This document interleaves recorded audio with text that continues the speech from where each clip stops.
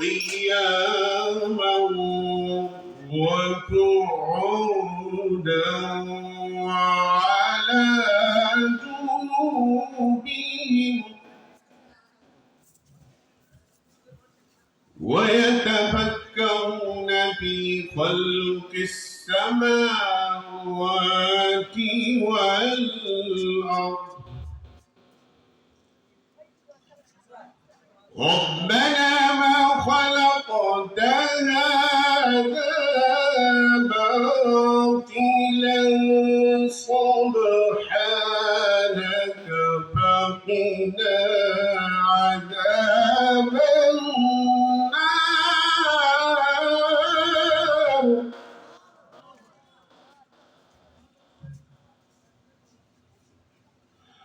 ربنا إنك من تدخل النار فقد أخزيته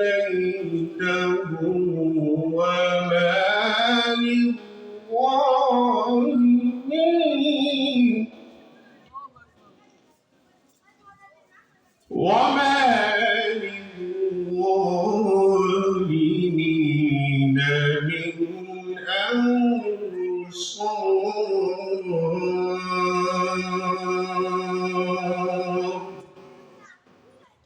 صدق الله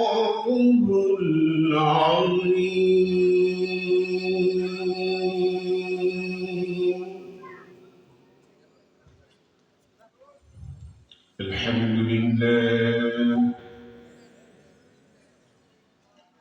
الحمد لله نحمده ونستعينه ونستغفره ونؤمن به ونتوكل عليه ونعوذ بالله من شرور أنفسنا ومن سيئات أعمالنا من يهده الله فلا مضل له ومن يضلله فلا هادي له ونشهد أن لا إله إلا الله وحده لا شريك له ونشهد أن سيدنا ومولانا محمدا عبده ورسوله أما بعد فقد قال الله تعالى في كلامه المجيد وفي فرقانه الحميد أعوذ بالله من الشيطان الرجيم بسم الله الرحمن الرحيم يا أيها الناس اتقوا ربكم الذي خلقكم يا أيها الناس اعبدوا ربكم الذي خلقكم والذين من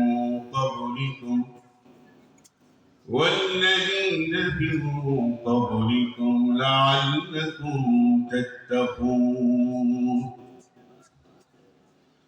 وقال رسول الله صلى الله عليه وسلم واعلموا أن فضل أعمالكم الصلاة إن الله وملائكته يصلون على النبي يا أيها الذين آمنوا صلوا عليه وسلموا تسليما اللهم صل على محمد وعلى آل محمد كما صليت على إبراهيم وعلى آل إبراهيم إنك حميد مجيد بلغ العلا بكماله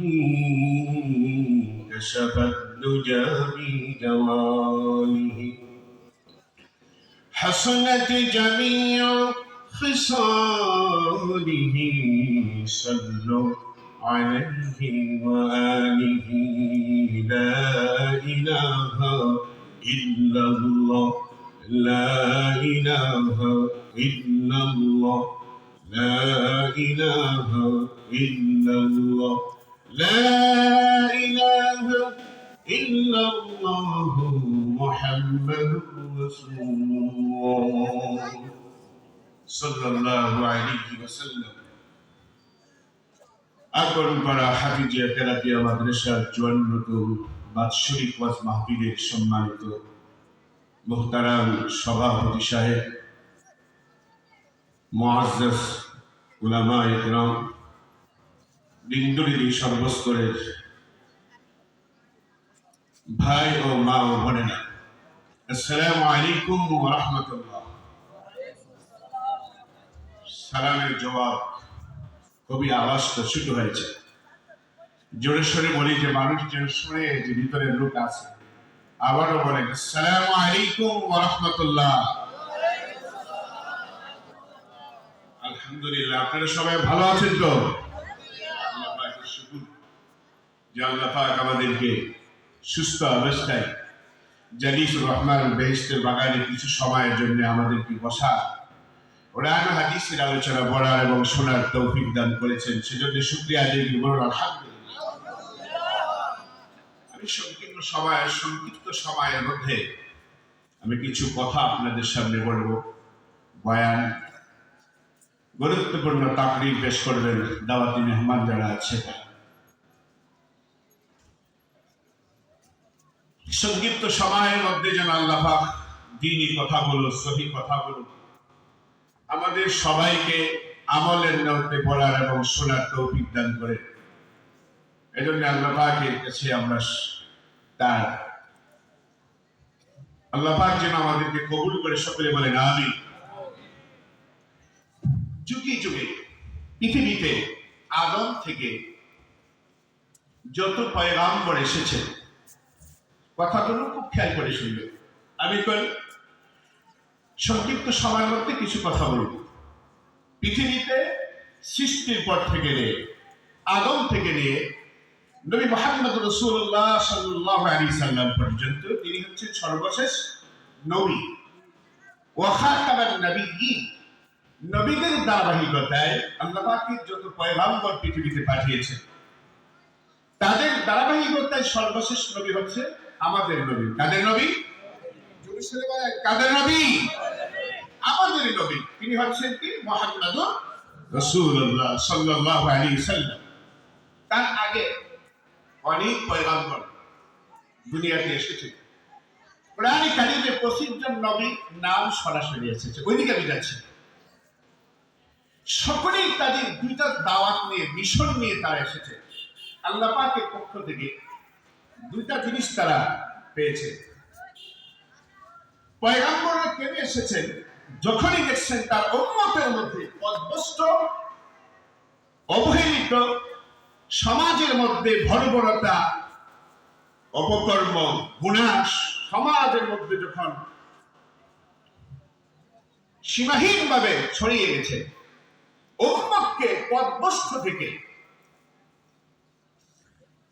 তাদেরকে দ্বীনের জন্য, তাওহীদের প্রতি আনার জন্য, ওই দেশের জন্য, ওই এলাকার জন্য, ওই গোত্রের জন্য আল্লাহ একজন পয়গাম্বর দিয়েছেন। তাদের কাজ ছিল উম্মতের কাছে যায়া একাত্মবাদের কথা, তাওহীদের কথা, কেন একাত্মবাদের কথাগুলো নিয়ে আসছে। যখন তৎকালীন সময়ে উম্মতের মধ্যে একাত্মবাদের পরিবর্তে বহুত্ববাদের দিকে যখন মানুষ চলছে, বহুত্ববাদ চিন্তা চেতনা ওই পথে যখন তারা চলছে, তখন নবীরা এসে তারা তাওহীদের কথা, একত্ববাদের কথা, এক আল্লাহর কথা, গোলামের কথা দাওয়াত দিয়েছে। তারা এই জিম্মাদারি পালন করেছে। 2 নম্বর হচ্ছে আল্লাহ তাআলার পক্ষ থেকে প্রত্যেকটি পয়গম্বর ইলম নিয়ে এসেছে। জ্ঞান, বিদ্যা, বুদ্ধি, শিক্ষা, ইলম নিয়ে এসেছে। যে ইলম, যে জ্ঞান আল্লাহ প্রদত্ত পর্যন্ত উম্মত বুঝতে পারে যে ইলমের প্রয়োজন, জ্ঞানের প্রয়োজন, এই ইলম এবং জ্ঞান আল্লাহর পক্ষ থেকে উম্মতের কাছে নিয়ে এসেছে, উম্মতের কাছে জ্ঞানগুলো দেওয়ার জন্য। এই জ্ঞানের ধারাবাহিকতা, তারা এই জ্ঞান ইলম নিয়ে উম্মতের কাছে গিয়েছেন, দাওয়াত দিয়েছেন, তাদেরকে বুঝিয়েছেন, পরামর্শক্রমে তাদেরকে বুঝানোর চেষ্টা করেছেন। কিছু উম্মত গ্রহণ করেছেন, কিছু উম্মত প্রত্যাখ্যান করেছেন। কিন্তু যত ইলম, যত জ্ঞান, যত বিদ্যা, যত বুদ্ধি, যত সম্মান অন্য পয়গম্বরদেরকে আল্লাহ দিয়েছিলেন, তার চাইতে বহু গুণ ইলম এবং জ্ঞান, বিদ্যা এবং বুদ্ধি, সম্মান আমাদের নবী, আখিরি নবী, নবী মুহাম্মদুর রাসূলুল্লাহ সাল্লাল্লাহু আলাইহি সাল্লামকে আল্লাহ দিয়েছেন। সুবহানাল্লাহ! আরে জোরে বলেন সুবহানাল্লাহ! ইনি হচ্ছেন আমাদের নবী, আমরা তার উম্মত। আগের নবীদের ইলম যদি এক পাল্লায় তোলা হয়, এক নবীকে বললে ঠিক হবে না। যত পয়গম্বর আল্লাহ দুনিয়াতে পাঠিয়েছেন, সমস্ত পয়গম্বরদের ইলম এক পাল্লায় তুললে আমাদের নবী, আখির নবীর ইলম এবং জ্ঞান এক পাল্লায় তোলা হলে আমাদের নবীর ইলমের পাল্লা সবচেয়ে বেশি ভারী হবে, সবচেয়ে বেশি ভারী হবে। এমন একজন নবী আল্লাহ পাক আমাদেরকে দিয়েছেন, যে নবী, সেই নবীর উম্মত আমরা। সমস্ত নবীরা, হযরত নূহ আলাইহিস সালাম, হযরত মূসা আলাইহিস সালাম, হযরত ঈসা আলাইহিস সালাম, ইউনূস আলাইহিস সালাম, হারুন আলাইহিস সালাম, যত নবী এসেছেন, নবীদের মধ্যে সবাই যখন তার উম্মতের মধ্যে থেকে যারা বহুত্ববাদের দিকে রওনা হয়েছেন, তার উম্মত যেন বহুত্ববাদের পথ থেকে একাত্মবাদের তাওহীদের দিকে আসে, তারা সেই কাজটুকুই পালন করেছেন, সেই দায়িত্বই পালন করেছে। দায়িত্বের মধ্যে মূল কাজটাই ছিল উম্মত যেন তার রবের প্রতিপালকের গোলামি করে। কি করে? গোলামি, ইবাদত। এই ইবাদতের মধ্য দিয়ে তার প্রভুকে, মালিককে পেতে পারে। আর মালিককে ইবাদত ছাড়া তার প্রভুকে কখনো সে পেতে পারে না। হযরত নূহ আলাইহিস সালাম 1000 বছর, তাফসীরের মধ্যে আছে 1000 বছর তিনি হায়াত পেয়েছেন। আল্লাহ নূহ নবীর জন্য একটি সূরা অবতীর্ণ করেছেন, সূরা নূহ। দীর্ঘ 950 বছর পর্যন্ত উম্মতের দ্বারে দ্বারে গিয়া রাত এবং দিন মেহনত করেছেন। বহুত্ববাদের পরিবর্তে একাত্মবাদের দাওয়াত দিয়েছেন। সুবহানাল্লাহ বলেন না? বাড়িতে কয়েন ডিভিশনের লোকে খেতাই হয়ে যায়। জোরে শুনে বলেন। বহুত্ববাদের পরিবর্তে একাত্মবাদের দাওয়াত দিয়েছেন আল্লাহ তাআলা। আল্লাহ বলেন, ইন্না আরসালনা নূহান ইলা কওমিহি আন আনদির কওমাকা মিন ক্বাবল আন ইয়াতিয়াহুম আযাবুন আলীম قال يا قوم إني لكم نذير مبين أن اعبدوا الله واتقوه وأطيعون سبحان الله خلق যে কথাটা বলতেছিলাম, আল্লাহ নূহকে বললেন, আমি নূহকে তার জাতির কাছে, তার উম্মতের কাছে, তার কওমের কাছে আমি প্রেরণ করেছি। দায়িত্ব কি? জিম্মাদারি কি? তার উম্মত যেন বহুত্ববাদের পরিবর্তে এক আল্লাহর ইবাদত করে। আল্লাহ নূহকে বলেছেন, হে নূহ,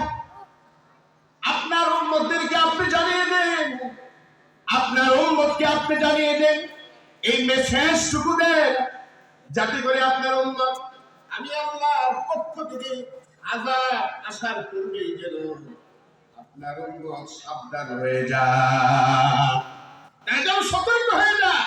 কারণ আপনার উম্মত যেভাবে চলতেছে, এভাবে যদি তারা চলতে থাকে, তাদের জন্য আযাব, তাদের জন্য গজব আমার পক্ষ থেকে অনিবার্য, অবশ্যই আসবে। আইয়াতিয়াহুম আযাবুন আলীম ক্বালা ইয়া কওমি ইন্নী লাকুম নাযীরুম মুবিন। হে আমার উম্মতেরা, আমি তোমাদের জন্য সতর্ককারী, সাবধানকারী। আমি তোমাদেরকে সাবধান করছি, তোমরা সতর্ক হয়ে যাও, তোমরা সাবধান হয়ে যাও, নাহলে আল্লাহর পক্ষ থেকে আযাব আসবে। আল্লাহ আমাকে জানিয়ে দিয়েছে। নূহ আলাইহিস সালামকে আল্লাহ পাক তিনটা মিশন দিলেন। কয়টা মিশন বলেন? জোরে সোরে বলতে হবে, আমি কোন বক্তা না, আওয়াজ করতে হবে। জোরে সোরে বলেন, কয়টা মিশন দিয়েছেন? তিনটা মিশন দিয়েছেন। নূহকে আল্লাহ বলেছেন, হ্যাঁ নূহ, আমি তোমার উম্মতের জন্য তিনটা মিশন দিলাম। এই তিনটা মিশন যদি তারা তাদের জীবনে বাস্তবায়ন করে, তারা হবে জান্নাতি। তিনটা মিশন দিয়েছে, এই মিশনগুলো তাদের জীবনে বাস্তবায়ন করতে হবে। কোন উম্মতি এই মিশন থেকে বাহিরে নেই। এই জন্য নূহ আলাইহিস সালাম তার উম্মতদেরকে বলেছেন, শুধু আমাদের জন্য ইবাদত আমরা মনে করি তা না। এই কথাটা কেন পড়বেন আল্লাহ? যাতে করে বুঝতে পারেন শুধু আখির নবীর উম্মত তারাই শুধু ইবাদত করছে, আর কোন উম্মতের ইবাদত করে না। যত উম্মত এসেছে সবাই আল্লাহর একাত্মবাদের ইবাদতের জন্য, তাওহীদকে গ্রহণ করার জন্য, একাত্মবাদের পথে চলার জন্য সমস্ত পয়গম্বররাই মেহনত করেছে। নবী মুহাম্মদ রাসূলুল্লাহ সাল্লাল্লাহু আলাইহি সাল্লাম ঠিক তেমনি তিনি তার উম্মতদেরকে তাওহীদের একাত্মবাদের জন্য দাওয়াত দিয়েছেন, মেহনত করেছে। নবী বললেন, আমি ইবাদুল্লাহ, হে আমার উম্মতেরা, আল্লাহর পক্ষ থেকে আমাদেরকে তোমাদের জন্য তিনটা কাজ দিয়েছেন। যদি তোমরা এই তিনটা কাজ তোমাদের জীবনে মানো এবং গ্রহণ করো, বাস্তবায়ন করো, তাহলে আল্লাহ তাআলা তোমার যেই মুহূর্তে তুমি গ্রহণ করবা, ওই মুহূর্তে তার পূর্বের জীবনে যত তোমার গুনাহ হয়ে গেছে, সমস্ত গুনাহগুলো আল্লাহ ক্ষমা করে দিবেন। সুবহানাল্লাহ, আল্লাহ মাফ করে দিবেন। আমি ইবাদুল্লাহ, ইবাদত করতে হবে কার বলেন? ইবাদত কার? যদি বলা হয় এখানে মুসলিমায় কিছু মানুষ উপস্থিত হয়েছেন, যদি জিজ্ঞাসা করা হয়, ভাই ওয়াজ মাহফিল শুনতে এসেছেন বহুদিন ধরে, প্রায় 15 দিন ধরে প্রচারণা মাইকিং চলছে, জানা শোনার মধ্যে এলাকা বহু মানুষ বাস করে, প্রতিটা ঘর থেকে যদি একজন করে পুরুষ এই ওয়াজ মাহফিলে আসতো শোনার জন্য, আমার মনে হয় না এই মাহফিলে কোন মানুষ পরবর্তী যারা আসতো তারা জায়গা পাইতো। কিন্তু মাহফিলে মানুষ আসতে চায় না, শুনতে চায় না। সাধারণ একটা এত বড় মাহফিল, এত জানাশোনা, কিন্তু মানুষ উপস্থিতি কম। আমি যে জুমার মসজিদে খতিব, আমাকে সবাই আপনারা অনেকেই ছিলেন। আমার জুমার মসজিদে প্রায় 1400 থেকে 1500 মুসল্লি জুমার নামাজে উপস্থিত থেকে জুমার নামাজ আমার পিছনে প্রতি জুমা আদায় করে। বলেন আলহামদুলিল্লাহ। প্রতি জুমা আদায় করে 1400 থেকে 1500 মুসল্লি যদি সামনে থাকে, পরিবেশ কি সুন্দর লাগে। অথচ সব মহল্লার এলাকা, মাইকিং লাগে না, কিচ্ছু লাগে না। 11টার পর থেকে লাইন শুরু হয়ে যায়, মানুষ কাতার বন্দী হয়ে যায়। প্রাইভেট কার, মোটর সাইকেল রেখে কখন আগে ঢুকবে, প্রথম কাতারে বসে আমি নাদানের কথাগুলো তারা শুনবে। এই জন্য আল্লাহ তাআলা কার দ্বারা দিনের কাজ করে কেউ জানে না। আমরা মনে করি বড় বড় ডিগ্রি থাকলে, নামের আগে ডিগ্রি, নামের পূর্বে ডিগ্রি। এখন তো আমরা বাংলাদেশে আন্তর্জাতিক বক্তার অভাব নাই। যত বক্তা দেখবেন, গ্রামের একজন বক্তা, উপসাগরের একজন বক্তা, উপজেলার একজন বক্তা, জেলার একজন বক্তা, জীবনে বাংলাদেশের বাহিরে যায় নাই। কোনোদিন টিভির পর্দায়, বাংলাদেশ টেলিভিশন অথবা রাষ্ট্রীয় কোনো অনুষ্ঠানে কোনোদিন সে অ্যাটেন্ড করে নাই, চিফ গেস্ট হিসাবে দেশের বাহিরের জন্য বক্তৃতা বা তেলাওয়াত করতে যায় নাই, কিন্তু নামের আগে আন্তর্জাতিক খ্যাতিমানের বক্তা নামের কোনো অভাব নাই, কোনো অভাব নাই। বক্তা হলে খ্যাতি সম্পন্ন, খ্যাতি হতে হলে কি পরিমাণ তার অবস্থা তৈরি হওয়ার দরকার এটা করবে না, মানে খালি খ্যাতি আর খ্যাতি। আজকে আমি কোন একজন মসজিদে, কোন একটি মসজিদে মাগরিবে নামাজ আদায় করলাম, নাম বলে বলে মনে মনে কষ্ট হয়েছে, দুঃখ হয়েছে, ব্যথা হয়েছে। এই যদি আমাদের দেশে অবস্থা হয়, ইমামদের তেলাওয়াতের অবস্থা যদি হয়, তাহলে যে মুসল্লিগুলো পিছনে নামাজ পড়ছে কিয়ামতের দিন তাদের অবস্থা কি হবে? তেলাওয়াত অথচ দীর্ঘদিন ধরে ইমামতি করে নামাজ পড়ে আবার নামাজ দুহায়া পড়েছে। আমি অবাক হয়ে গেছি, এদের পিছনে কি স্থানীয় আলেমরা নামাজ পড়ে না? ছেলে পেলে নামাজ পড়ে না? এত নিম্ন মানের তেলাওয়াত। আমি অবাক হয়ে মনে চেয়েছিল যে 2 রাকাত যাই করছে 1 রাকাত ছেড়ে দিই, পরে লাস্টে হবে চায়াদিক পিছনে মুসল্লি আছে আমাদের। অথচ দিনের পরে দিন মুসল্লিদের দায়িত্ব নিয়ে ইমামতি করছে, অথচ তেলাওয়াত কি নামের আগে টাইটেলের অভাব নেই, টাইটেল খালি টাইটেলের পিছে পাবলিক দৌড়ে, কিন্তু তার যতটুকু ইলম আছে এটা শুদ্ধ কিনা, সহি কিনা, আপনাকে আল্লাহ জান্নাত দিবেন টাইটেলের উপরে ভিত্তি করে চিন্তা করে মাত্রাকারী আল্লাহকে আপনার জান্নাতে দিবেন না, জান্নাত দিবেন তাকওয়ার ভিত্তিতে। সুবহানাল্লাহ বলেন। এই হচ্ছে আমাদের দেশের অবস্থা, এই হচ্ছে আমাদের দেশের তেলাওয়াতের অবস্থা।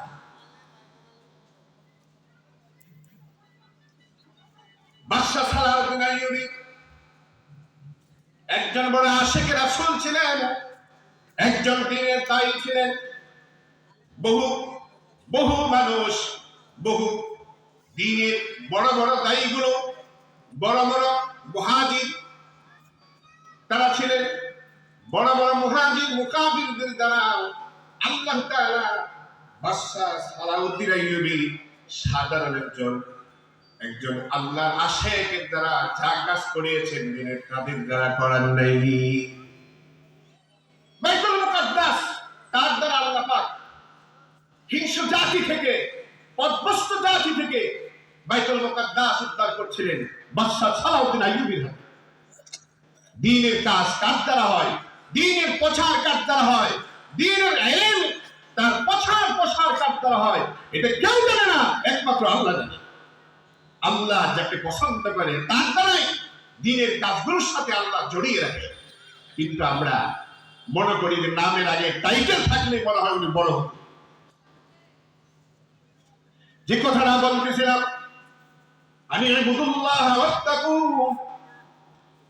প্রথম বললেন ইবাদত করো আল্লাহ, এরপরে যে কথা তিনি বলেছেন ভয় করতে হবে আল্লাহকে, অর্থাৎ হে আমার উম্মতেরা সমস্ত অপরাধ সব ছেড়ে দিতে হবে, আল্লাহকে ভয় তোমার দিলের ভিতরে রাখতে হবে।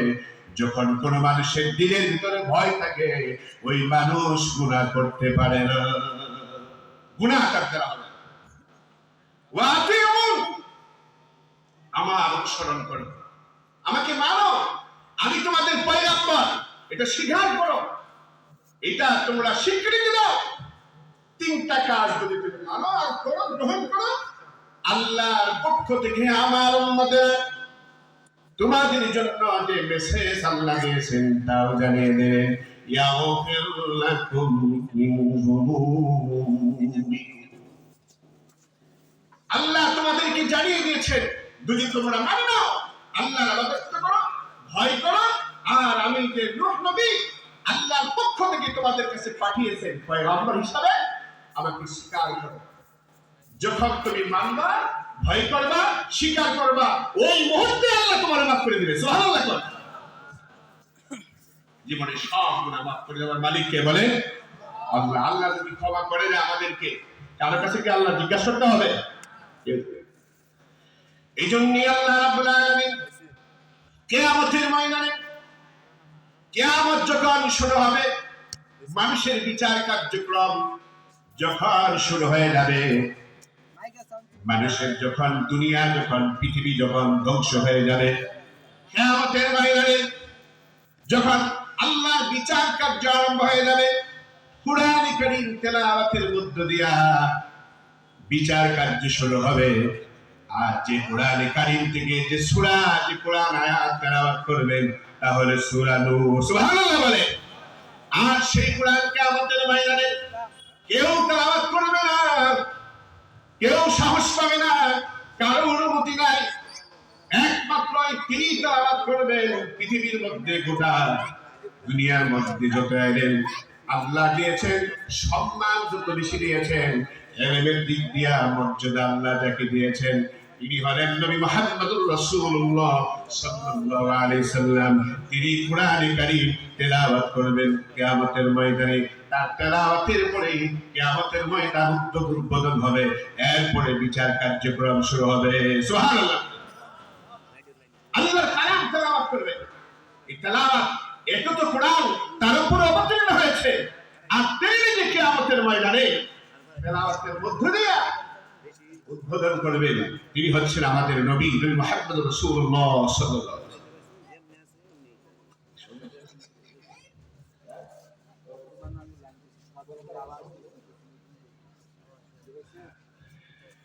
যাক, যে কথাগুলো বলতেছিলাম, কই কথা অল্প সময় কি ছাড়া দেব, বক্তায় বসে তো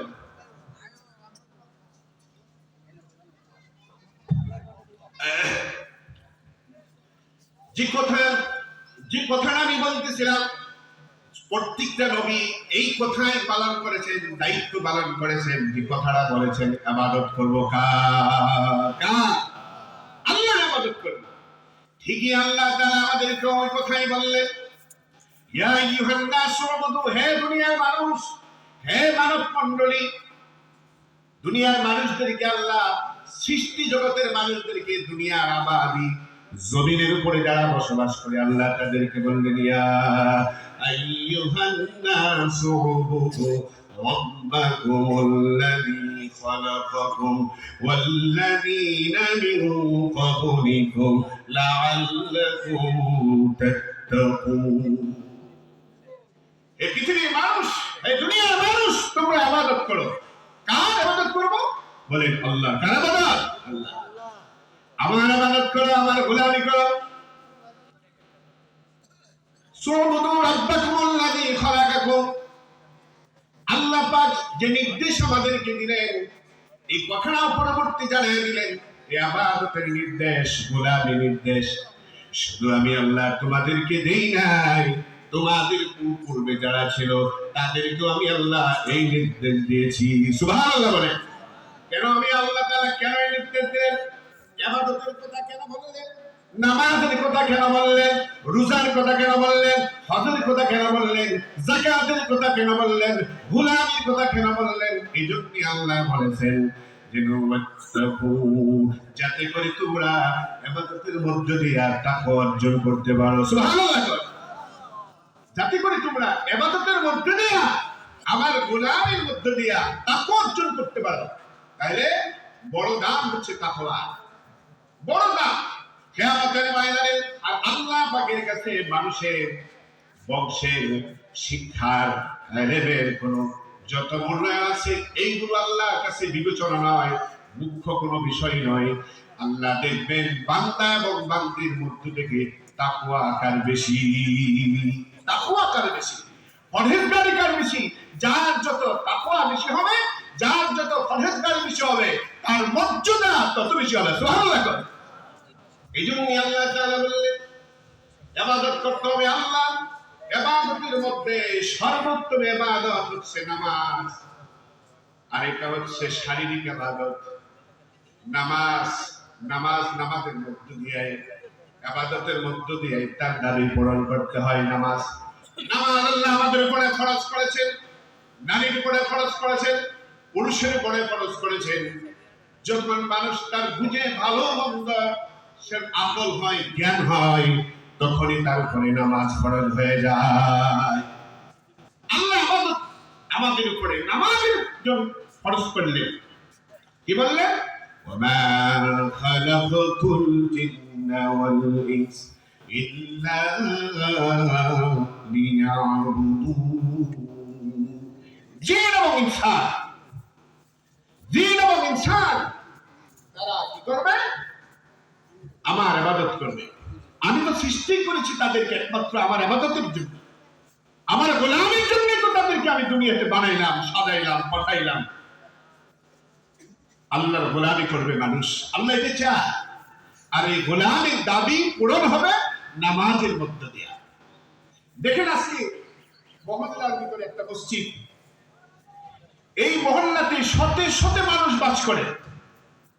যখন আজান হয় মসজিদে মুসলিময় কিছু মুসল্লি, বুড়া বুড়া যেগুলোর মেয়াদ শেষ, তার লাইসেন্স নেই, পাসপোর্ট ভিসা শেষ, সব শেষ, বিমানে উঠলেও টিকিট দিব না, বাসে উঠলে কোনো বুড়া তাড়াতাড়ি উঠতে না, পয়লা মরে যাবেন, মরেন এমনি মরেন, গাড়ি পয়লা মরেন না। ওই মানুষগুলো কুহায়া লাঠিতে ভর দেয়া মসজিদে আসে। কিন্তু যুবক তরুণ যাদের উপরে নামাজ পড়াচ্ছিল, তারা দোকানে বসে আড্ডা, গল্পে, টিভি বিভিন্ন ভাবে তারা সময় কাটছে। কিন্তু অথচ আল্লাহর ডাক করছে নামাজের জন্য, হাইয়া আলাস সালাহ, নামাজের জন্য আসো।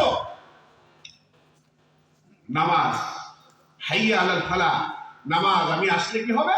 আল্লাহ তাআলা বলছেন যে নামাজ আসলে তোমার কল্যাণ হবে, নামাজের মাধ্যমে তোমার কল্যাণ কায়েম হবে, তোমার প্রতিষ্ঠিত হবে।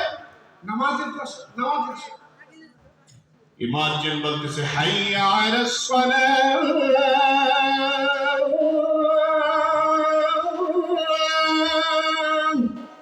দেখছেন কাজ কি হলো?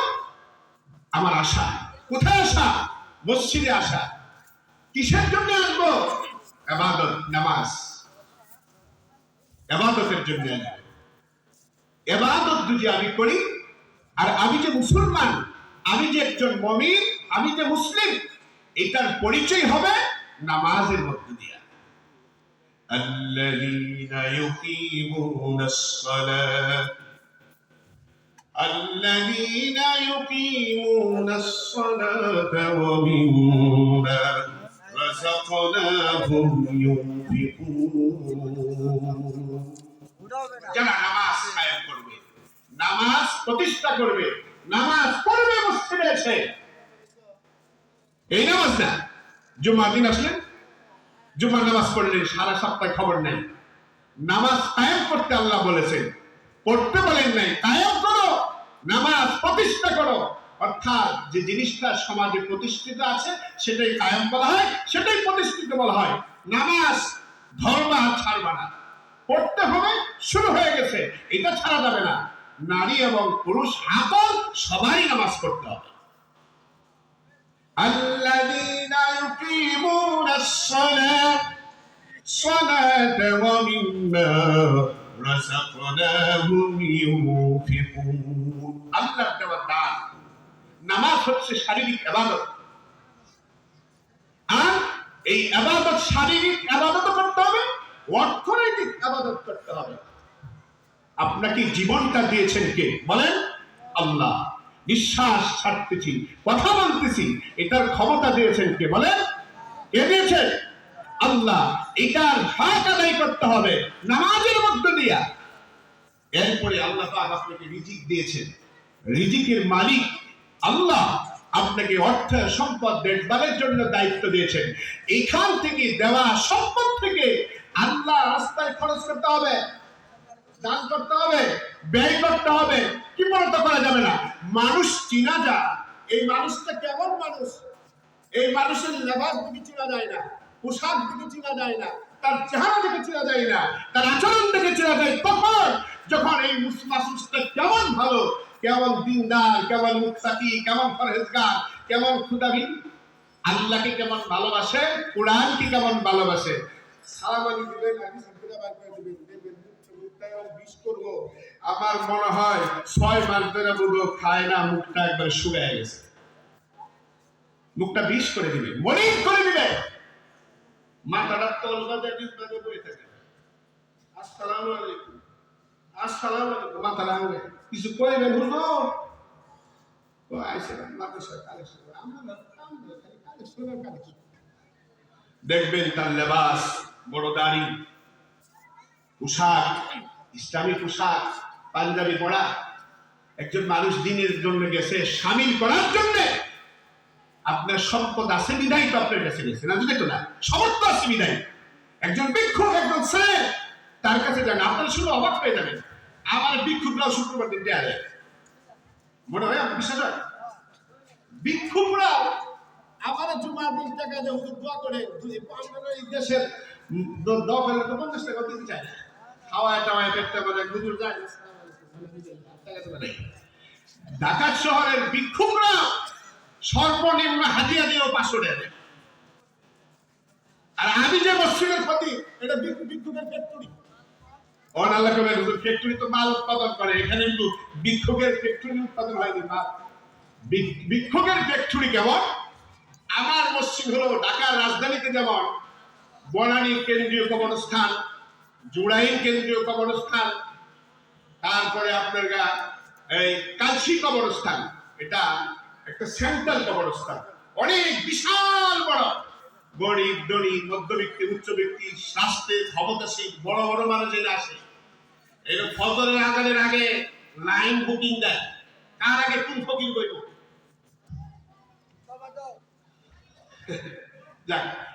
কার আগে কোন ফকির বসবে, বসার জন্য তারা প্রস্তুতি নিয়ে ফজরের আজান যখন দেয়, মানুষ তখন উঠে না, ঘুমে থাকে, তখন ফকিররা কবরস্থান বুকি হয়, লাইন ধরে আসতে থাকে আর বসতে থাকে। কারণ ফজরের পরে কেউ না কেউ বলবে তার আত্মীয় আসবে, কেউ না কেউ বলে যাবে, বললে কবরস্থান আসবে। এই এখন কবরস্থান এত বছরের পরও সকাল থেকে নিয়ে সন্ধ্যা পর্যন্ত যদি একজন ফকির বৈশা থাকে, আমার মনে হয় এক কাপ চা খাওয়াবে উঠে কেউ দিবে না, কেউ যাবে না। আর সেখানে বসে থাকে, মানুষ আসতেছে, টাকা দিচ্ছে 50, 100, 200। এমন ফকির আছে ঢাকা শহরের 5 তলা বাড়ি আছে, 5 তলা বাড়ি আছে। ফকিররা মাঝে মাঝে বিকাল সারাদিন থেকে সন্ধ্যার পরে টাকা গনে আর বাড়ি যায়, এদিকে ইনকাম ভালো, হাসি। ফকিররাও মাঝে মাঝে আমার কাছে জুমার দিন আমার অফিসে যায়, গিয়ে খালে দেয়, কিছু বলবে না হুজুরটা আপনার সাথে দেখা করতে এসে। মহিলা মানুষ, বৃদ্ধা মানুষ, বৃদ্ধ মানুষ, মা কেন আসছেন? কারণ আমি তো ফকির বাড়ি মা। মা কেন আসছেন? আমি কি আপনাকে সাহায্য করব? না বাবা, আমি তোমাকে কিন্তু দোয়া নিতে আছি। এই ভিতরে ঢুকায় আছে, ঘরে গিয়ে বললেন 1000 টাকা আলো, 500 টাকা আলো, 2000 টাকা আলো, ফকিরে দেয়। মানুষ দান করে, আল্লাহ যাদেরকে দান দিয়েছে, সম্পদ দিয়েছে, এখান থেকে সবাইকে দান করতে হবে, দানের মধ্যে সামিল থাকতে হবে। আপনি মসজিদে যান, মাদ্রাসায় যান, দান করেন, খরচ করেন, আল্লাহ পাক আপনার সম্পদের মধ্যে বরকত বাড়িয়ে দিবেন। সুবহানাল্লাহ। শেষ কথা, আমি তো আলোচনা এই জন্য আসতে চাই না, আপনারা মনে করছেন আমি কিছু কোনো প্রফেশনাল কোনো বক্তা না। একজন মানুষকে দাওয়াত দিতে হলে তাকে নিম্নে 1 ঘন্টা সময় দিতে হয়। আমি কোনো ভূমিকাও দেব, মূল আলোচনাগুলো আমি করতেছি না। 15-20 মিনিট পরে যদি আমাকে সিলিপ খান ধরা দেন, বক্তারে মঞ্চে নিয়ে আসেন, তা আমার এখানে বসে আছে, কি দরকার? ঠিক আছে, দরকার আছে, ঠিক আছে, আমারে কেন বসালেন? আমি তো আপনাদেরকে বলি না যে আমাকে দাওয়াত দেন, আমার তো এখানে বক্তা করার কোনো দরকার নেই। কারণ আপনার কাছ থেকে আমি আমার 2000 টাকা হাতিয়ে আপনারা দিবেন, আমি নিব না, আমি নেই না। আমি এলাকার ছেলে, আপনাদের ছেলে, সবাই যদি না দেন দরকার কি দাও? আর সামনে দিবেন না, বাহির থেকে বক্তা আনবেন, ইত্তিমতো ওয়াজ করাবেন, পাবলিকে শুনবো। ওয়া আখিরু দাওয়ানা আলহামদুলিল্লাহি রাব্বিল আলামিন। আসসালামু আলাইকুম ওয়া রাহমাতুল্লাহ।